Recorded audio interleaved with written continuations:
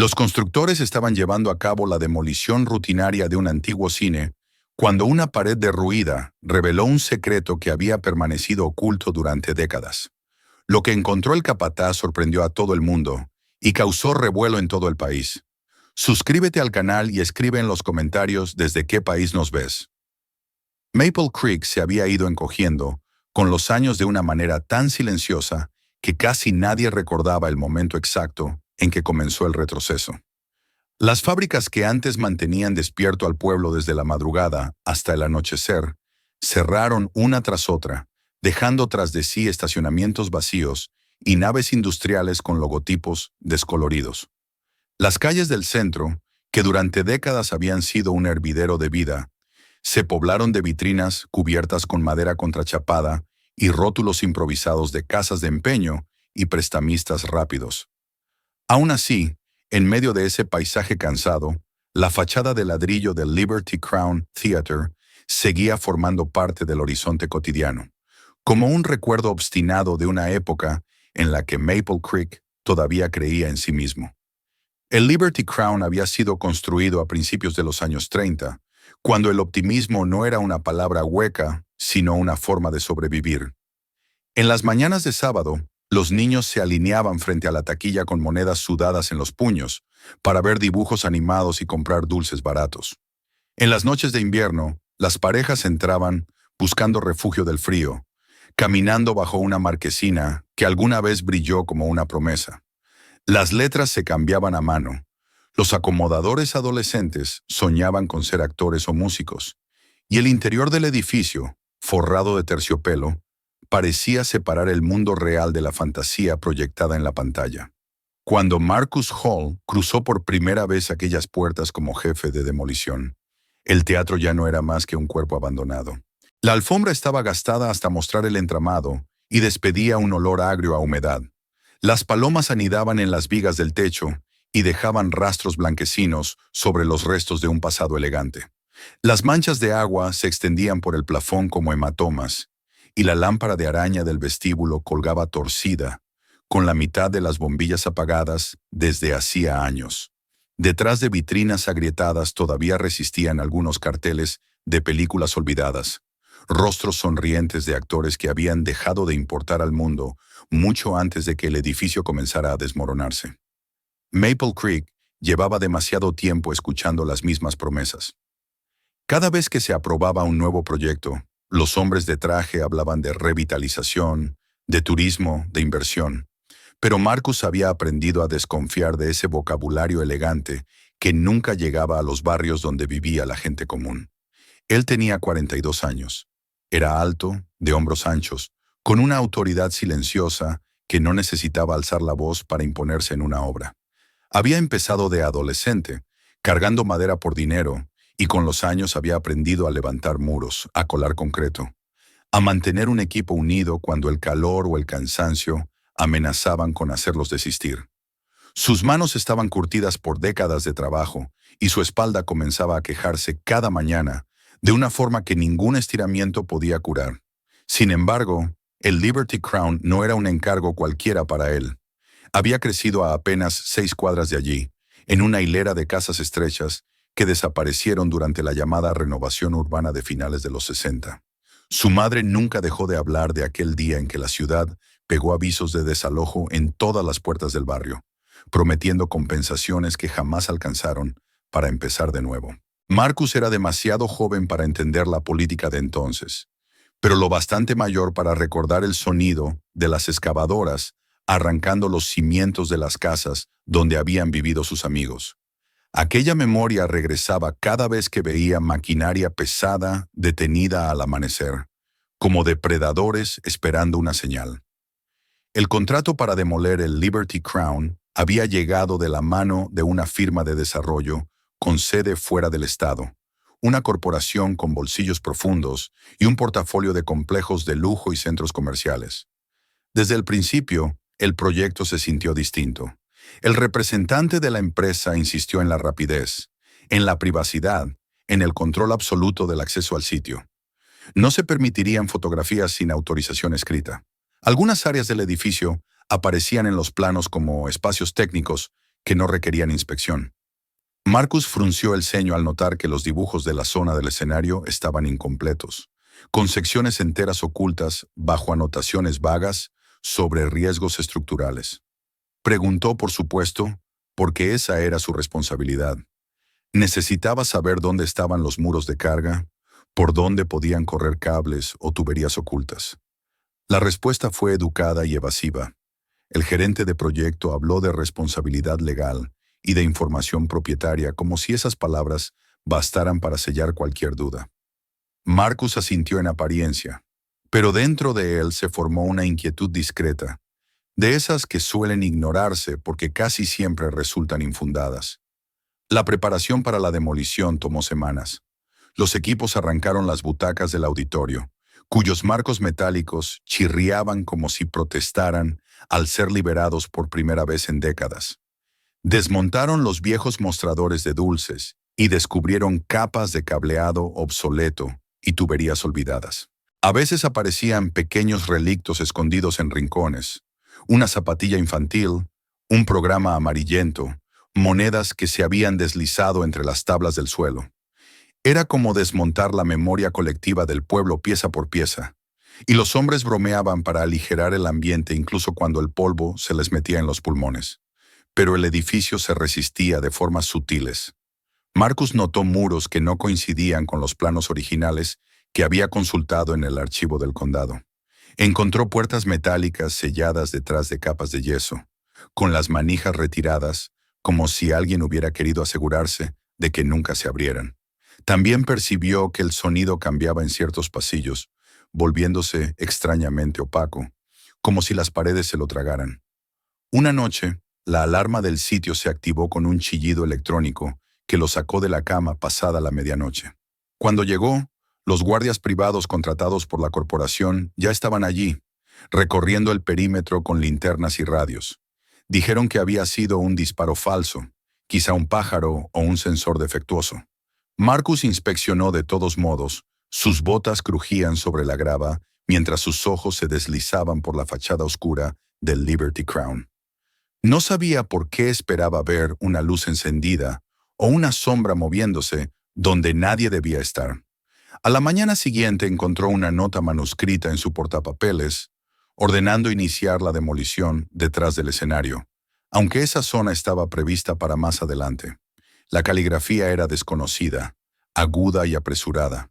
Cuando llamó al gerente del proyecto, le dijeron que las prioridades habían cambiado y que era necesario despejar los camerinos de inmediato para una evaluación estructural. No hubo más explicaciones. De pie sobre el escenario, rodeado de cortinas descascaradas y paneles deformados, Marcus sintió el peso del lugar sobre los hombros. Imaginó los miles de funciones, discursos y proyecciones que habían ocurrido allí, los ecos de aplausos que parecían aferrarse al polvo. Dio la orden de proceder, porque eso era lo que le habían contratado para hacer. Colocaron el martillo hidráulico contra un muro que, según los planos incompletos, ocultaba solo un espacio de almacenamiento. El primer impacto resonó por el edificio como una campana. El yeso se hizo añicos y descendió en nubes pálidas. El segundo golpe se hundió más, revelando ladrillos más oscuros y densos de lo habitual. Cuando el martillo atacó por tercera vez, el sonido cambió de forma abrupta. Ya no fue el crujido sordo del ladrillo cediendo, sino un golpe hueco que vibró a través del suelo del escenario y se instaló en el pecho de Marcus. Alzó la mano y la máquina se detuvo. El polvo flotaba en el aire, iluminado por haces de luz que se colaban por agujeros del techo. Se acercó con el corazón acelerado sin saber por qué y observó el muro fracturado. Donde debía haber más madera y ladrillo, solo había oscuridad. Golpeó el borde con la linterna y el eco regresó de inmediato, confirmando un vacío que no figuraba en ningún plano. Ordenó ampliar la abertura con cuidado. A medida que el hueco crecía, la negrura detrás parecía profundizarse como una herida que por fin salía a la luz. Marcus no lo sabía aún, pero al cruzar esa frontera estaba a punto de dejar atrás el mundo de las demoliciones rutinarias para adentrarse en una historia que cambiaría no solo su vida, sino la manera en que Maple Creek se miraba a sí mismo. La abertura detrás del escenario seguía creciendo con cada golpe cauteloso del martillo, Y mientras los fragmentos de ladrillo caían al suelo como huesos desenterrados, Marcus sentía que el aire mismo se volvía más pesado. No era solo polvo lo que flotaba en torno a ellos, sino una impresión indefinible de estar cruzando un límite que no había sido hecho para ser traspasado. Cuando el hueco alcanzó el tamaño suficiente para que un hombre se deslizara por él, Marcus no esperó a que nadie más se adelantara. Apagó la máquina con un gesto seco y se inclinó para atravesar la pared rota, apartando con el hombro los bordes irregulares que todavía se desmoronaban. El haz de su linterna cortó la oscuridad y se encontró con una superficie de concreto tan lisa que parecía haber sido vertida el día anterior. No había ventanas ni rejillas de ventilación visibles, y el aire estaba inmóvil, con un olor metálico que le recordó las viejas salas eléctricas en edificios olvidados. Lo más perturbador, sin embargo, fue el silencio. Marcus dio un paso más y notó que el sonido de su propia respiración se apagaba a pocos centímetros de su boca, como si las paredes lo absorbieran. Aquella habitación no se limitaba a encerrar, sino que devoraba cualquier eco, dejando a los intrusos suspendidos en una quietud antinatural. Los demás miembros de la cuadrilla se apiñaron detrás de él, pero nadie se atrevía a hablar en voz alta. La linterna de Marcus se deslizó por las paredes y reveló restos ennegrecidos de espuma acústica, aún adheridos al concreto como fragmentos de una piel que alguien había arrancado a la fuerza. En el suelo se extendían canales estrechos, surcos que habían alojado cables y que convergían hacia una caja de conexiones oxidada que sobresalía de la pared como un diente roto. Aquello no era un almacén ni una dependencia teatral.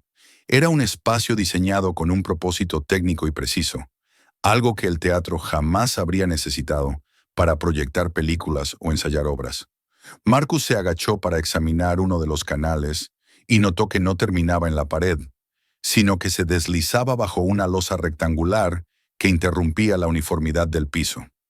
A su alrededor había otras losas similares, apenas perceptibles, separadas por juntas tan finas que habrían pasado inadvertidas para cualquiera que no estuviera buscando razones para desconfiar. Pasó el borde de la linterna por una de ellas y luego hizo palanca con cuidado. La losa se movió con un raspón seco, como si hubiera pasado décadas resistiéndose a cualquier intento de ser levantada. El olor que brotó de la abertura fue lo primero que golpeó sus sentidos.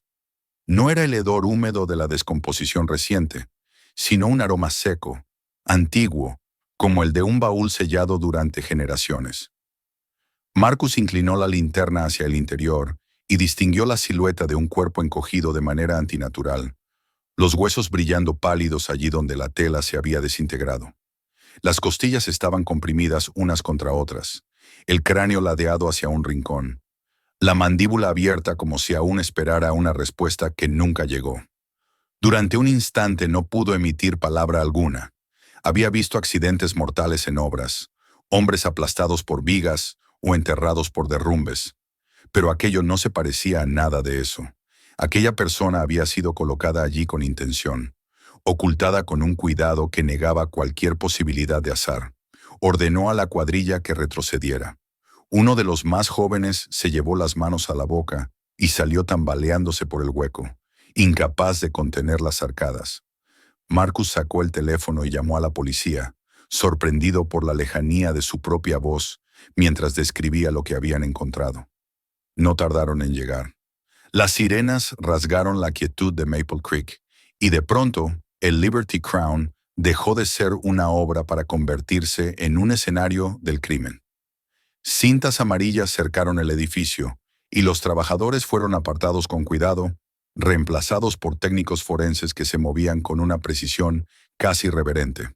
Desde el borde del perímetro, Marcus observó cómo fotografiaban la habitación, medían las cavidades y levantaban la losa que había ocultado el primer cuerpo.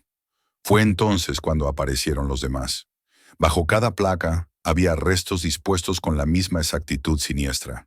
Algunos estaban envueltos en lo que alguna vez fueron abrigos o mantas, reducidos ahora a jirones oscuros. Otros yacían desnudos sobre el concreto, los huesos tan ordenados que parecían haber sido colocados por alguien con conocimientos anatómicos. No había objetos personales, ni carteras, ni anillos, como si incluso después de la muerte, alguien se hubiera asegurado de borrar cualquier rastro de identidad. A lo largo de la pared opuesta, semi-escondidas tras estanterías metálicas atornilladas al concreto, encontraron cajas de cartón con etiquetas descoloridas escritas a mano. No llevaban nombres, solo fechas y horas. Dentro había carretes de película, cintas magnéticas y cuadernos sellados en fundas plásticas. En una esquina descansaban dos cámaras de 16 milímetros, reliquias de una época en que el registro audiovisual requería máquinas pesadas y ruidosas.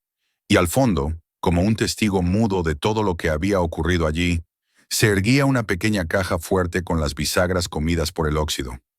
Mientras los técnicos catalogaban cada hallazgo, Marcus notó la llegada de un representante de la corporación acompañado por dos abogados. No preguntaron por los cuerpos ni por las familias que algún día los reclamarían. Preguntaron cuánto duraría la investigación y si había fundamento legal para paralizar el proyecto completo. El detective principal, cuya expresión se endureció al escucharlos, respondió que nadie volvería a entrar al edificio hasta que el lugar hubiera sido procesado en su totalidad. Fue en medio de ese intercambio que Marcus percibió algo fuera de lugar. Una de las cajas que había visto al entrar por primera vez en la habitación ya no estaba en la estantería. Se lo comentó a un técnico, que revisó la lista de inventario y frunció el ceño. No figuraba entre los objetos retirados ni aparecía en el suelo. La búsqueda fue breve e infructuosa. La caja no reapareció, y aunque nadie lo dijo en voz alta, todos comprendieron lo que aquello implicaba. Alguien había tomado lo que sabía que debía llevarse, ya fuera en la confusión inicial o antes de que la policía asegurara completamente el sitio. Cuando cayó la noche, reflectores iluminaron la fachada del Liberty Crown con una luz blanca e implacable. Marcus permaneció más tiempo del necesario, incapaz de marcharse de un lugar que de pronto se había convertido en el epicentro de algo que excedía cualquier demolición. Al fin se alejó, con la imagen del primer cuerpo grabada en la mente, consciente de que la habitación detrás del escenario no era una tumba cerrada, sino una puerta que acababa de abrirse hacia una verdad que Maple Creek llevaba décadas enterrando. Los días que siguieron al descubrimiento en el Liberty Crown se deslizaron con una extraña mezcla de urgencia y estancamiento. Por fuera, el edificio permanecía sellado detrás de vallas metálicas y cintas policiales, vigilado día y noche por agentes que poco tenían que hacer, salvo observar una mole de ladrillo que de repente se había vuelto más peligrosa que cualquier estructura a punto de colapsar. Por dentro, sin embargo, el pasado era desmontado con un cuidado quirúrgico. Cada losa retirada, cada fragmento de tela rescatado del concreto, era tratado como una pieza de un rompecabezas que nadie había querido armar durante décadas. Marcus acudía casi a diario a las inmediaciones del teatro, aunque ya no tenía ninguna función práctica allí. Se quedaba a un lado de la valla, con las manos en los bolsillos y la mirada fija en la puerta principal, tratando de conciliar la imagen del edificio ruinoso que había conocido con la maquinaria silenciosa que ahora se movía en su interior. A veces pensaba que si cerraba los ojos, podía escuchar todavía el eco de la linterna golpeando el borde de la primera losa, ese sonido hueco que había cambiado para siempre la naturaleza de su trabajo. En el depósito forense del condado, el proceso de identificación comenzó con un pesimismo casi clínico. Los cuerpos llevaban demasiado tiempo ocultos como para conservar huellas dactilares, y la ropa se había degradado hasta quedar reducida a sombras de lo que había sido. Pero los huesos guardan historias que ni siquiera el concreto puede borrar. Un odontólogo forense comparó empastes con registros archivados en sótanos polvorientos de clínicas cerradas. Un cirujano reconoció en una radiografía el perfil inconfundible de una placa de titanio colocada en la década de los 70. Un antropólogo encontró en una tibia deformada el rastro de una antigua lesión deportiva documentada en un expediente médico olvidado. Poco a poco, los números de expediente se transformaron en nombres. Cuando Marcus recibió la primera copia del informe preliminar, se sentó a la mesa de su cocina, con el papel extendido como si fuera un mapa del tesoro más oscuro imaginable. No eran desconocidos. Los apellidos resonaban con un eco inquietante en la memoria colectiva de Maple Creek. Había un periodista independiente que había investigado contratos municipales antes de desaparecer en 1976. Un organizador sindical que lideró una huelga en una fábrica hoy demolida y que nunca volvió a casa tras una reunión nocturna. Un joven abogado que representaba a familias amenazadas por órdenes de desalojo y cuyo nombre aparecía todavía en artículos viejos sobre demandas fallidas. Una activista comunitaria que había encabezado protestas contra la ampliación de una carretera que atravesó un barrio entero. Las fechas de sus desapariciones se agrupaban en el mismo periodo, los años que la ciudad recordaba como el inicio de su prosperidad moderna. Mientras tanto, otro equipo comenzaba a catalogar el contenido de las cajas recuperadas de la habitación. Las películas fueron enviadas a un laboratorio especializado, donde técnicos pacientes se enfrentaron a metros de celuloide dañados por la humedad y el tiempo. Las primeras imágenes restauradas parecían inocuas. Consejos municipales en salones de hoteles, funcionarios estrechándose las manos bajo pancartas que proclamaban orgullo cívico. Pero a medida que avanzaban los carretes, el punto de vista cambiaba. Las cámaras se acercaban a los rostros cuando estos creían no ser observados, capturando miradas de fastidio, sonrisas torcidas, momentos en que la máscara de la cordialidad se resquebrajaba. Las cintas magnéticas eran más difíciles de ignorar. La calidad del sonido estaba distorsionada, salpicada de chasquidos y silencios, pero las palabras atravesaban esas imperfecciones con una claridad brutal. Marcus escuchó fragmentos en la comisaría, sentado en una sala pequeña, donde el murmullo de otros agentes se filtraba por la puerta. Los hombres hablaban de cambios de zonificación, como si se tratara de movimientos tácticos. Se referían a barrios enteros en términos de eficiencia, como si fueran piezas de un tablero que podían ser retiradas sin mayor consecuencia. Bromeaban sobre jueces que les debían favores y sobre jefes de policía que sabían cuándo mirar hacia otro lado. Era un registro hablado de poder sin barniz, una contabilidad moral donde las vidas ajenas figuraban como cifras en una hoja de cálculo invisible. Lo más perturbador llegó al final.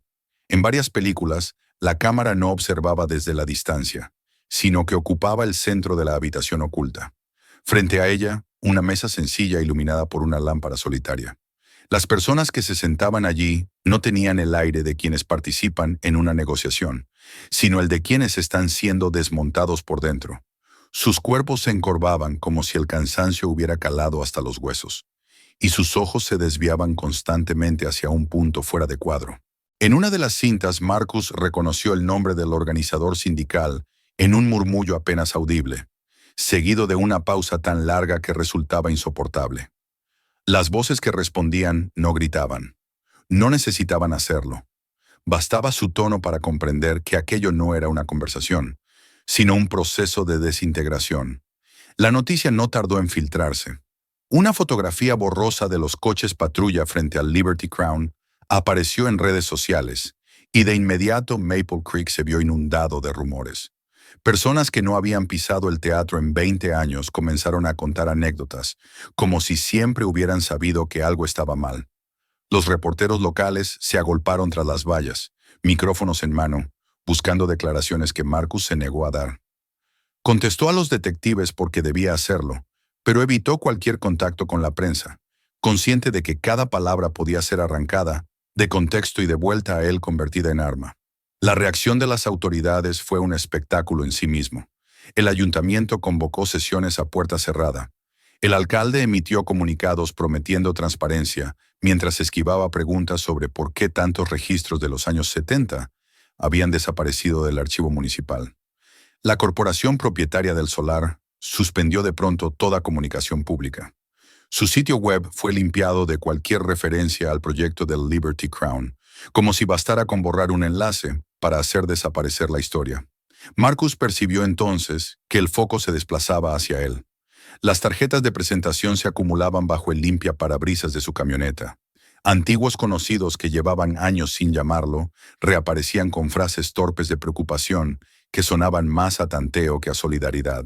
Él mantenía la distancia, refugiándose en la rutina de pasar por el lugar acordonado y luego regresar a casa, donde le esperaba el silencio de una vida que se había vuelto irreconocible en cuestión de días. Una tarde fue citado a la comisaría para revisar material adicional. Lo condujeron a una sala de conferencias pequeña, donde un proyector zumbaba suavemente. El detective, que se había convertido en su principal enlace, asintió sin ceremonia y dejó que las imágenes ocuparan la pared.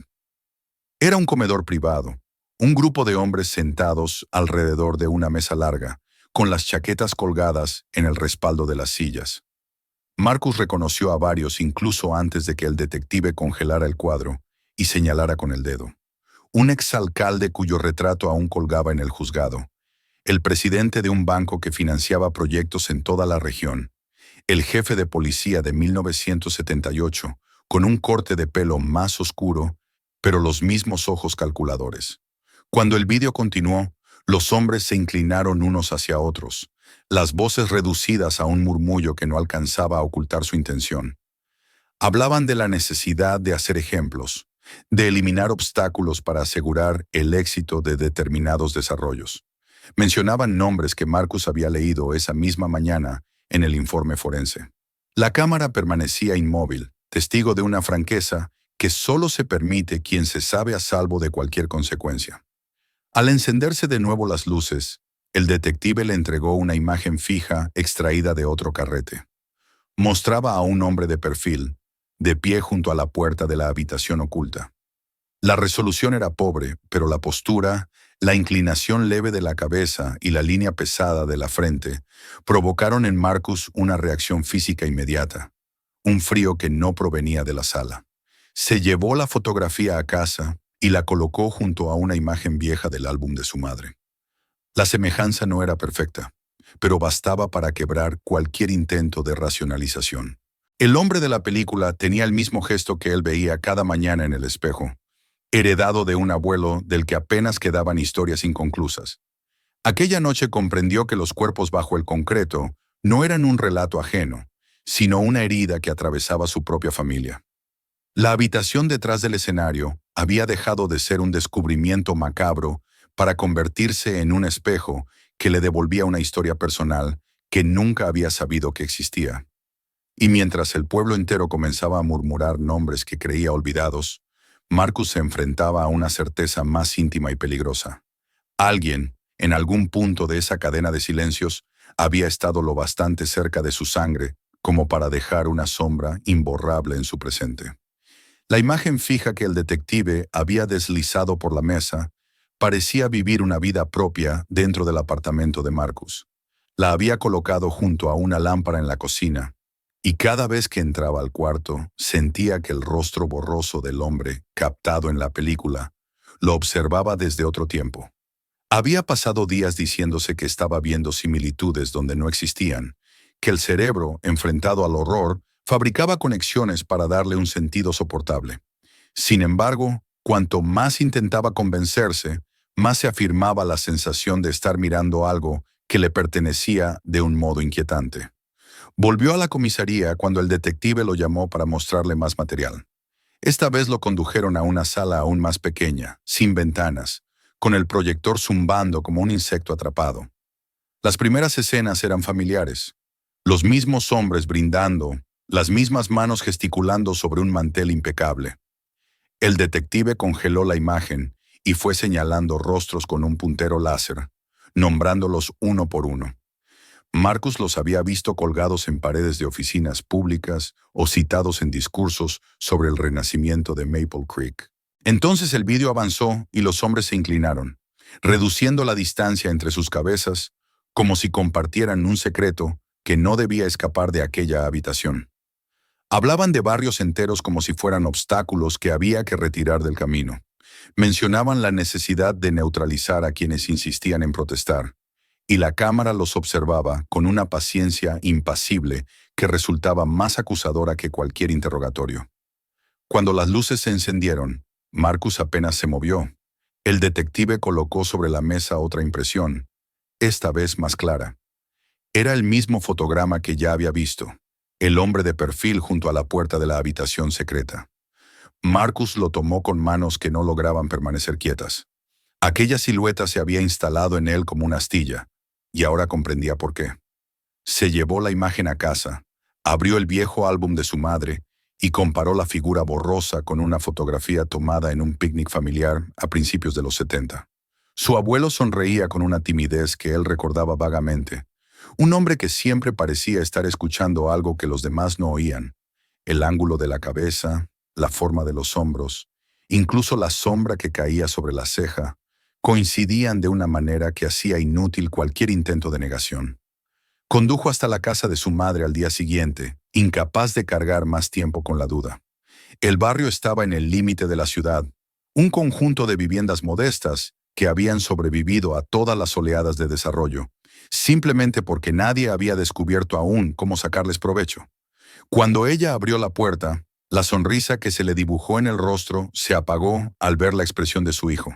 En la cocina, el olor a café y a limpiador de limón flotaba como un recuerdo de normalidad, pero las manos de la mujer se movían sin cesar, doblando y desdoblando una servilleta como si buscara en ese gesto una forma de protección. Marcus no le habló de inmediato del fotograma. Le pidió que le contara de nuevo sobre su abuelo, sobre los años en que Maple Creek todavía parecía un lugar con futuro. Ella empezó con cautela, evocando un hombre inquieto, siempre buscando trabajos temporales después de dejar la fábrica. Durante un tiempo, dijo, había trabajado en el Liberty Crown, atendiendo las calderas y haciendo labores de mantenimiento, cuando el teatro no podía permitirse una plantilla completa. Luego, una mañana de invierno, no regresó a casa. La policía tomó nota, preguntó un par de cosas y concluyó que probablemente se había marchado. Los hombres hacían eso, le dijeron, sobre todo cuando se sentían atrapados. Marcus escuchaba en silencio, consciente de que había escuchado esa versión de la historia toda su vida. Pero ahora notaba las pausas en la voz de su madre, los momentos en que su mirada se desviaba hacia la mesa, como si leyera allí algo que él no podía ver.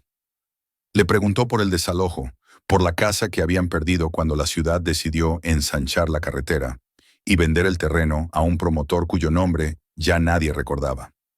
Ella se encogió de hombros, repitiendo frases gastadas sobre tiempos difíciles y decisiones tomadas lejos de quienes las padecían. Entonces se detuvo. Dijo que hubo un hombre que había pasado por la casa poco antes de la desaparición de su padre, alguien que afirmó trabajar con la ciudad y que quería hacer preguntas sobre el teatro. No dio su nombre, pero fue educado, casi disculpándose por molestar. Aún así, algo en su manera de hablar la había puesto en alerta. Después de aquella visita, el aviso de desalojo llegó más rápido de lo que nadie esperaba. Al salir de la casa, Marcus se desvió hacia el solar, donde alguna vez se había alzado la vivienda de su infancia. Ahora era un terreno baldío cubierto de maleza que le llegaba a la cintura. Se detuvo junto a la verja y dejó que el viento frío le cortara el rostro. Podía trazar en su mente la forma de los escalones, la posición del porche, y ver a su abuelo sentado allí en las tardes de verano, fumando y mirando calle abajo, como si aguardara una señal que jamás llegó.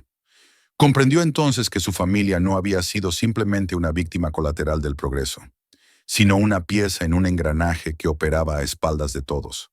La presión comenzó a manifestarse casi de inmediato, no con amenazas abiertas, sino con el lenguaje frío de la burocracia. Llegaron cartas del inspector municipal cuestionando infracciones menores en obras que Marcus había dirigido durante años sin problemas. Permisos que solían renovarse sin dificultad empezaron a demorarse. Su supervisor en la empresa constructora sugirió, con un tono que pretendía ser amable, que quizá le convenía tomarse un descanso. Marcus reconoció el mensaje implícito y lo rechazó por dentro con una claridad que lo sorprendió. Una tarde encontró un sobre blanco bajo el limpiaparabrisas de su camioneta. No llevaba remitente, solo su dirección escrita con letras de imprenta. Dentro había una fotografía de la entrada de la casa de su madre tomada desde el otro lado de la calle. La imagen era granulada, pero inconfundible. No hacía falta ninguna nota para comprenderla. Marcus se dirigió de inmediato a casa de su madre y, sin darle tiempo a protestar, empezó a guardar ropa en una bolsa. Le dijo que estaría más segura con su hermana en otra ciudad. Ella trató de resistirse, pero cedió al ver en el rostro de su hijo una determinación que nunca antes había conocido. En los días siguientes, limitó sus movimientos a su apartamento y a la comisaría, donde el detective escuchó su relato sobre la posible conexión de su abuelo con la habitación secreta. La respuesta fue tan breve como reveladora. No existía ningún registro oficial de que aquel hombre hubiera trabajado en el Liberty Crown. La ausencia de documentación, explicó el detective, era en sí misma una forma de evidencia. Fue entonces cuando llegó la invitación de la corporación. Un representante solicitó una reunión privada, elogiando la experiencia y la discreción de Marcus, sugiriendo que podría tener un futuro brillante lejos de Maple Creek. Hablaron de un traslado, de un aumento considerable, de la oportunidad de dejar atrás lo desagradable. Marcus declinó sin levantar la voz. La respuesta llegó una semana después, en forma de notificación sobre la revisión de su certificación como supervisor de demoliciones por supuestas irregularidades de seguridad. De pronto, no solo estaba en juego su tranquilidad, sino la profesión que había construido durante toda su vida. Aún así, algo había cambiado dentro de él. Durante años había creído que sobrevivir consistía en mantener la cabeza baja y no hacer preguntas. Ahora entendía el costo de ese silencio. Había costado la casa de su familia, había costado la desaparición de su abuelo, y como estaba descubriendo, había costado la vida de muchos otros. La imagen fija seguía sobre la mesa de la cocina. Sus bordes empezaban a curvarse con la humedad del apartamento. Marcus la miraba cada mañana antes de salir, recordándose que, de un modo u otro, el pasado había encontrado la forma de alcanzarlo y que no había ya manera de retroceder. El sobre bajo el limpiaparabrisas marcó un antes y un después en la vida de Marcus. No era la primera vez que recibía comunicaciones anónimas desde que la historia del Liberty Crown había salido a la luz, pero nunca habían cruzado la frontera de lo personal. Aquella tarde, cuando regresó al estacionamiento después de una reunión en la comisaría, notó el rectángulo blanco atrapado bajo la escobilla. Durante un segundo pensó que se trataba de publicidad o de una multa olvidada, pero algo en la pulcritud de la escritura de su dirección lo hizo detenerse. Abrió el sobre con la sensación de estar tocando una superficie electrificada. La fotografía cayó en su mano como un peso muerto. Mostraba el porche de la casa de su madre visto desde la acera opuesta, tomada a la altura de los ojos de alguien que no se molestó en ocultarse demasiado. El encuadre era torpe, el enfoque impreciso, pero no había dudas sobre lo que representaba. No hacía falta texto alguno. Aquella imagen contenía más amenazas que cualquier palabra escrita. No volvió a subir a su camioneta. Condujo directo hasta el barrio donde había crecido, con el estómago contraído y la mente funcionando en un estado de claridad casi dolorosa. Su madre abrió la puerta con su habitual sonrisa cansada, que se apagó al instante al ver el rostro de su hijo. Marcus no perdió tiempo en explicaciones largas. Le dijo que necesitaba que empacara algunas cosas, que se iría con su hermana por un tiempo. Ella protestó, como siempre hacía cuando sentía que él la trataba como a una niña, pero esta vez la discusión duró poco. La fotografía colocada sobre la mesa fue suficiente para romper cualquier resistencia. Mientras recogía ropa de los cajones, Marcus observó los objetos que habían permanecido inmutables durante décadas. Marcos de fotos con bordes gastados, la taza favorita de su padre, un reloj que ya no funcionaba pero que nadie se atrevía a tirar. Pensó en lo absurdo de tener que arrancar a su madre de su casa por un miedo que ni siquiera podía explicar en voz alta. La condujo hasta la casa de su hermana al caer la noche, intercambiando frases neutras que evitaban el tema central, como si nombrarlo fuera a materializar el peligro. Al regresar, encontró su teléfono inundado de llamadas perdidas y mensajes de números que no reconocía. Algunos no decían nada, se limitaban a dejar correr el sonido de una respiración al otro lado de la línea antes de colgar. Otros eran grabaciones automáticas sobre impuestos o garantías extendidas, un disfraz tan transparente que resultaba insultante. Comenzó a dejar que sonara el aparato sin contestar, aunque la vibración constante parecía perseguirlo de una habitación a otra como un insecto invisible. En la comisaría, el detective escuchó en silencio el relato del sobre y de la fotografía. Marcus agregó lo que había descubierto sobre su abuelo: la ausencia de cualquier registro oficial de su trabajo en el Liberty Crown, el hombre que había pasado por la casa antes de la desaparición. El detective confirmó que los archivos municipales de aquella época presentaban huecos inquietantes, como si alguien hubiera pasado una mano selectiva por la historia para borrar ciertos nombres. La oferta de la corporación llegó poco después, presentada con una cortesía que solo hacía más evidente su intención. Un representante solicitó una reunión privada en un despacho elegante del centro, con vistas a edificios que habían reemplazado a viejos barrios sin que nadie preguntara demasiado. Hablaron de oportunidades, de lo valiosa que era la experiencia de Marcus, de la posibilidad de trasladarlo a otro estado con un salario que duplicaba el que había tenido jamás. Todo estaba envuelto en un lenguaje que evitaba mencionar el Liberty Crown, como si aquello fuera una palabra prohibida. Marcus escuchó hasta el final y luego se levantó. Dijo que no estaba interesado. No levantó la voz ni hizo discursos. Simplemente salió. La respuesta no tardó. Una notificación oficial lo citaba a una audiencia para revisar su certificación como supervisor de demoliciones por supuestas irregularidades en materia de seguridad. Los cargos eran vagos, redactados con un tecnicismo que los hacía casi imposibles de refutar sin meses de procedimientos. Aquello no era un simple inconveniente administrativo, era una amenaza directa a la única identidad profesional que había construido en su vida. Mientras tanto, la sensación de estar siendo observado se volvió imposible de ignorar. Una tarde, al salir de la comisaría, notó un sedán oscuro estacionado frente a la acera opuesta. El conductor no miró en su dirección, pero Marcus reconoció la postura rígida de quien espera a alguien sin intención de hacerse notar. Condujo despacio, tomó desvíos innecesarios y comprobó que el vehículo lo seguía hasta que se perdió en el flujo de un supermercado abarrotado. Las noches se hicieron largas y fragmentadas. Dormía poco, y cuando lo hacía soñaba con el sonido hueco del martillo hidráulico golpeando la pared, un eco que nunca se apagaba del todo. Pensaba en su madre durmiendo en una casa que no era la suya, en su hija que aún no sabía nada de lo que estaba ocurriendo, en un abuelo cuya vida parecía haber sido absorbida por un sistema demasiado grande para tener rostro. A pesar del miedo, una claridad obstinada se afirmaba dentro de él. Durante años había creído que mantenerse al margen era la forma más segura de vivir. Ahora entendía que aquel silencio había sido la herramienta más eficaz de quienes habían construido la habitación detrás del escenario y todo lo que representaba. La corporación podía quitarle el trabajo, podían acosarlo con llamadas y fotografías, pero no podían devolver los cuerpos al concreto ni borrar lo que ya había visto. La imagen fija de su abuelo seguía sobre la mesa de la cocina, y cada mañana, al mirarla, Marcus sentía que la decisión estaba tomada desde mucho antes de que él tuviera oportunidad de elegir. La presión que había comenzado como un murmullo administrativo y se había transformado en amenazas veladas, dio un salto de escala en cuestión de semanas. El caso del Liberty Crown dejó de ser un asunto local y se convirtió en un tablero donde se movían piezas que Marcus jamás había imaginado ver de cerca.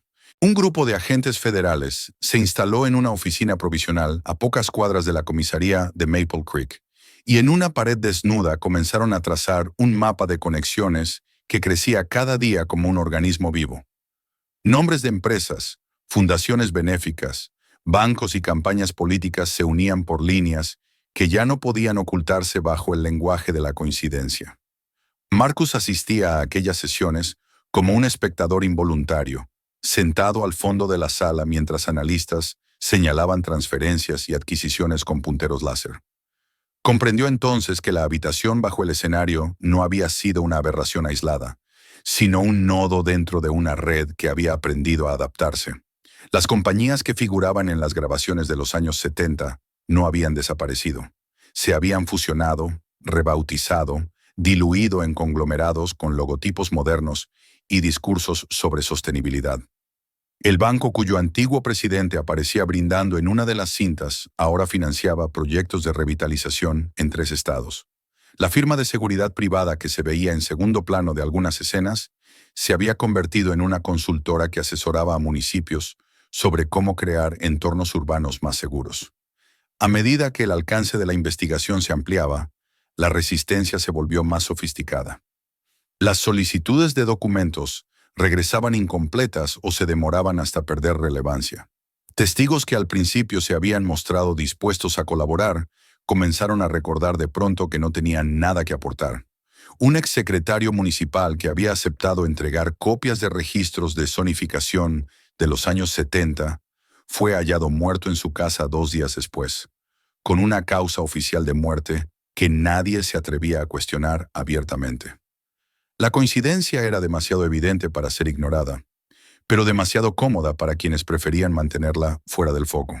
La cobertura mediática explotó cuando un reportaje nacional vinculó el Liberty Crown con otros edificios de distintas ciudades que habían sido renovados de manera sospechosa durante la misma década. El artículo citaba fuentes anónimas que describían una estrategia coordinada para silenciar disidencias durante los periodos más agresivos de reurbanización. De repente, Maple Creek ya no era una excepción, sino un ejemplo. Las líneas telefónicas del grupo de trabajo se saturaron con llamadas de personas que reconocían nombres o lugares en las imágenes difundidas. Un planificador urbano de Illinois envió memorandos escaneados cuya redacción coincidía con la que se escuchaba en las grabaciones.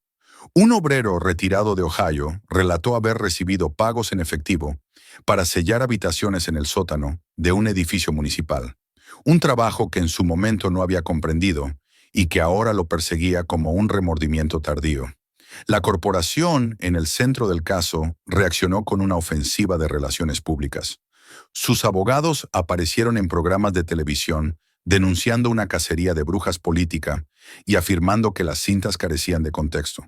Pero el discurso de calma se resquebrajó cuando varios ejecutivos comenzaron a dimitir con explicaciones vagas sobre motivos personales. Los analistas financieros notaron movimientos inusuales en las cuentas de filiales registradas en paraísos fiscales, y los investigadores federales confirmaron que varias de esas cuentas, abiertas a finales de los 70, habían permanecido inactivas durante décadas antes de reactivarse justo cuando se firmó el contrato para demoler el Liberty Crown. Marcus ya no dormía en su apartamento. Por recomendación del grupo de trabajo, se trasladó a una ubicación temporal cuya dirección no figuraba en ningún registro público. Era un edificio anodino, con pasillos idénticos y una sensación constante de provisionalidad. Le entregaron un teléfono que solo podía comunicarse con un número limitado de contactos. La medida era necesaria, le dijeron, pero para él significaba perder los pocos anclajes que aún tenía con su vida anterior. Las noches se le hacían eternas, y pasaba horas mirando el techo, preguntándose cuántas capas de aquella red invisible se habían activado en cuanto la pared del teatro se vino abajo. El primer avance real llegó de una fuente inesperada. Un abogado se presentó en la oficina federal con un sobre sellado y un mensaje breve de un cliente que deseaba declarar a cambio de inmunidad. El hombre resultó ser un ex ejecutivo de nivel medio de una de las corporaciones bajo escrutinio, alguien que se había retirado discretamente con un paquete de salida generoso y una reputación de discreción. Su testimonio, cuando llegó por escrito, ocupaba más de 200 páginas. Describía la existencia de un comité en la sombra que operaba dentro de la estructura corporativa desde hacía décadas, un grupo cuyos miembros cambiaban con el tiempo, pero cuyo propósito se mantenía inalterable. Identificaban amenazas a planes de desarrollo a largo plazo y las neutralizaban por medios que nunca quedaban reflejados en actas oficiales. El Liberty Crown, según él, había sido uno de varios lugares utilizados para reunir información y ejercer presión durante la era de la renovación urbana. Cuando el clima político cambió, aquellas salas se sellaron, pero las relaciones forjadas allí continuaron influyendo en decisiones que moldearon ciudades enteras. El impacto de ese testimonio fue inmediato. Se emitieron órdenes de allanamiento, se incautaron discos duros y se congelaron cuentas.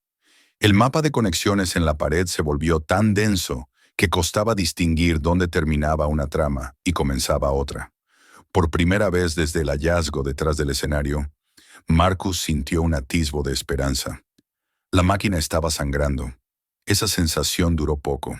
Una noche, el teléfono seguro vibró sobre la mesa de la habitación en la que se alojaba. El mensaje era escueto y no incluía ningún nombre, pero mencionaba la escuela de su hija y la hora aproximada a la que solía salir para ir al entrenamiento.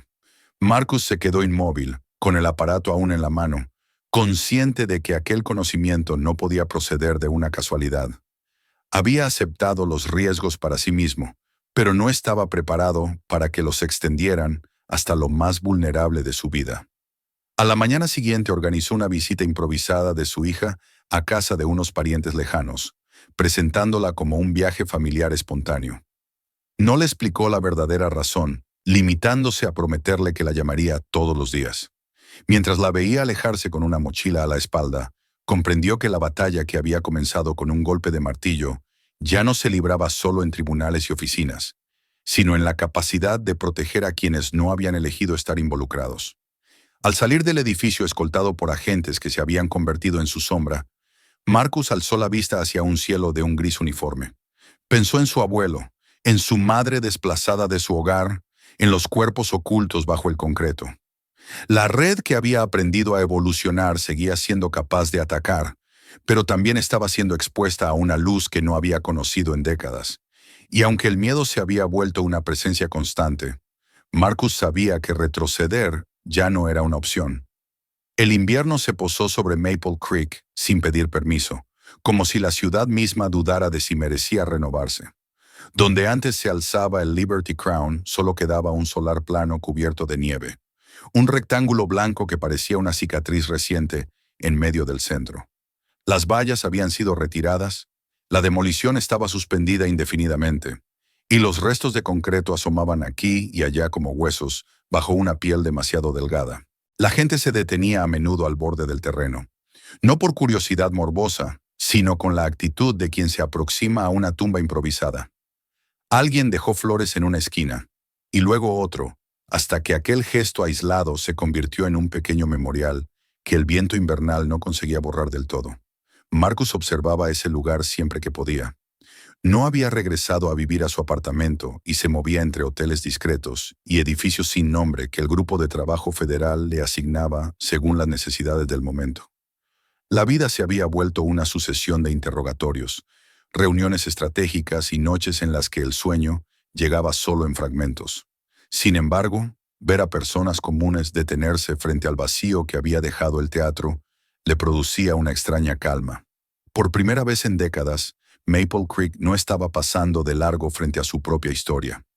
El silencio que había dominado al pueblo durante tanto tiempo comenzó a resquebrajarse en las reuniones públicas que se organizaron en el ayuntamiento. Las salas se llenaban hasta desbordarse, y hombres y mujeres que nunca antes habían hablado en público se levantaban para contar historias que habían guardado durante años como heridas privadas. Una mujer de más de 70 describió cómo su hermano desapareció después de liderar una huelga de inquilinos en 1975. Un antiguo capataz de fábrica relató haber sido interrogado en el sótano de un edificio municipal tras negarse a falsificar informes de seguridad. Cada testimonio añadía una capa al relato colectivo que por fin empezaba a tomar forma, y la gente comenzaba a reconocer patrones donde antes solo veía tragedias aisladas. El grupo de trabajo federal, ahora con supervisión estatal permanente, luchaba por mantenerse al ritmo de aquella avalancha de información. Por cada documento incautado, aparecían dos más en manos de periodistas o de informantes que habían ganado valor al comprobar que la investigación no se desvanecía. Se congelaron activos de corporaciones que parecían intocables, y los lobistas inundaron la capital con discursos sobre estabilidad económica y daños colaterales. Marcus escuchaba esos argumentos con una claridad nueva. Eran la misma lógica que había justificado la pérdida de la casa de su familia y la desaparición de su abuelo, ahora revestida de un tono moderno y aparentemente razonable. No obstante, el sistema se resistía a caer con facilidad. Los abogados prolongaban cada procedimiento hasta el límite y algunos testigos se retractaban de manera abrupta. Un exconcejal que debía declarar no se presentó a la audiencia alegando problemas de salud que nadie pudo verificar. Era un juego de desgaste, y se notaba en los rostros de quienes trabajaban en el caso.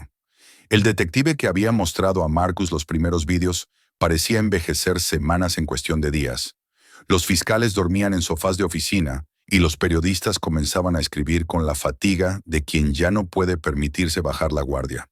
El punto de inflexión llegó con la aparición de un libro mayor encontrado en una caja de seguridad registrada a nombre de una persona inexistente.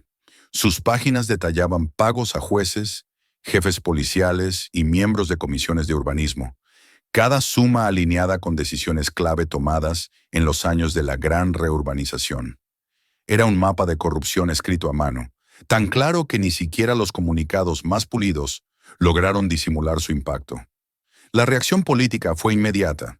El gobernador anunció la creación de una comisión especial con amplias facultades para investigar abusos pasados y varias figuras de alto rango presentaron su dimisión en cuestión de días. Marcus fue llamado a testificar en una audiencia celebrada en el Capitolio Estatal. Las escaleras de mármol resonaban con pasos de reporteros y asesores, y el aire estaba cargado de expectación. Cuando tomó la palabra, no recurrió a dramatismos. Narró el día en que la pared se vino abajo, describió los cuerpos bajo las losas, la caja desaparecida, la fotografía en su parabrisas y el mensaje que había mencionado el horario de su hija. Habló de su abuelo con una voz que se mantenía firme a pesar del temblor que sentía en el pecho. Mientras lo hacía, observó los rostros frente a él y comprendió que ya no importaba distinguir quién escuchaba por deber y quién por auténtico asombro. La historia había dejado de pertenecerle. El dictamen de la comisión se anunció al anochecer en un comunicado breve. La investigación continuaría con autoridad ampliada. Se establecería un equipo permanente para examinar otros sitios similares y se destinarían fondos para identificar a las víctimas y crear un archivo público que preservara las pruebas. No hubo fanfarrias ni discursos triunfalistas, pero Marcus sintió el peso de aquellas palabras como un golpe físico. Maple Creek había roto su silencio institucional. La primavera llegó sin ceremonias. La nieve se retiró del solar y dejó al descubierto fragmentos de concreto que nadie se apresuró a retirar.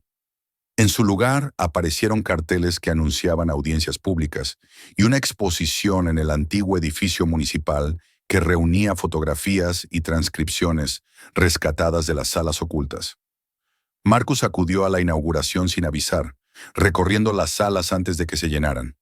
Los rostros en las paredes lo miraban desde otro tiempo, algunos jóvenes, otros ya marcados por luchas que habían perdido.